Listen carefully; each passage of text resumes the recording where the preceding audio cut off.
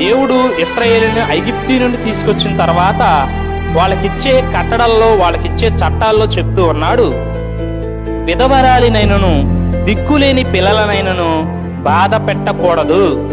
కారణం ఏంటి అంటే ద్వితీయోపదేశకాండంలో చెప్తున్నాడండి. కారణం ఏంటో చెప్తున్నాడు చూడండి. మీరు కూడా ఒకప్పుడు ఆదరణ లేదు, మీ మీద జాలి పడేవాడు, మీ మీద కనికరపడేవాడు లేడు. మీరు ఐగుప్తీ దేశంలో బానిసలుగా ఉన్నారు, పరదేశులుగా వాళ్ళ మధ్య నివసించారు.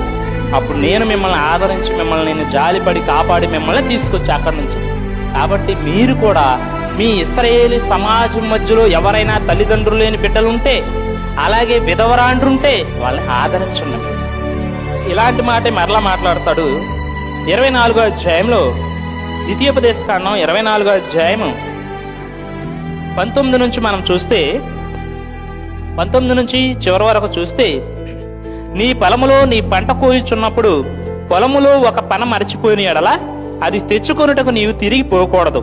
నీ దేవుడైన యెహోవా నీవు చేయు పనులన్నిటిలోనూ నిన్ను ఆశీర్వదించినట్లు అది పరదేశులకును తండ్రి లేని వారికిని విధవరాండ్రకును ఉండవలెను. నీ ఒలీవ పండ్లను ఏరునప్పుడు నీ వెనకనున్న పరిగెను ఏరుకొనకూడదు. అవి పరదేశులకును తండ్రి లేని వారికిని విధవరాండ్రకును ఉండవలెను. నీ ద్రాక్ష పండ్లను కోసినప్పుడు నీ వెనకున్న పరిగెను ఏరుకొనకూడదు. అవి పరదేశులకును తండ్రి లేని వారికిని విధవరాండ్రకును ఉండవలెను. నీవు ఐగుప్తీ దేశమందు దాసుడవై ఉంటువని జ్ఞాపకం చేసుకును. అందుచేత ఈ కార్యం చేయవలనని నీకు ఆజ్ఞాపిస్తున్నాను.